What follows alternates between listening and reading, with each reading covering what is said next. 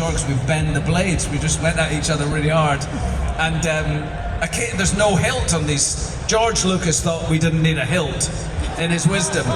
And a hilt stops your knuckles getting wrapped when you get it wrong, but so we didn't have one. We just got sore knuckles all the time, you know.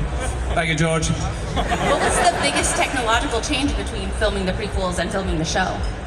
What was the biggest you change? mentioned the lightsabers were different. Were there other Yes, big... the biggest change was we used that thing called the volume, which is like a 300-degree wraparound. It's probably about as big as this area here, you know, to where you guys are. It wraps around. It's almost 360, but not quite. And the backgrounds are projected onto it. Well, no, they're not projected on it. They're played on it. And when you point a camera at them and move the camera, it alters the depth of field and stuff in the image.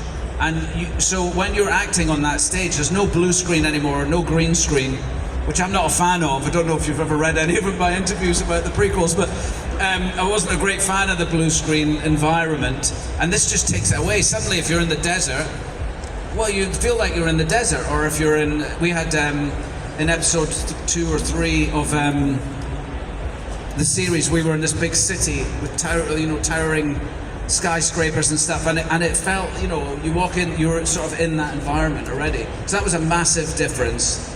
But everything else was, I mean, well, on the second episode, the second prequel, you know, we used the first ever digital cameras. Then we shot the first one on film, and the second one, we had these early generation digital cameras with huge cables coming out the back of them into a tent in the corner that sort of hummed, you know.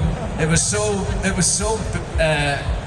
new at the time, and now, of course, we've got digital cameras in our phone. You know, you could shoot Star Wars on that. He's shooting Star Wars on it right now. All right.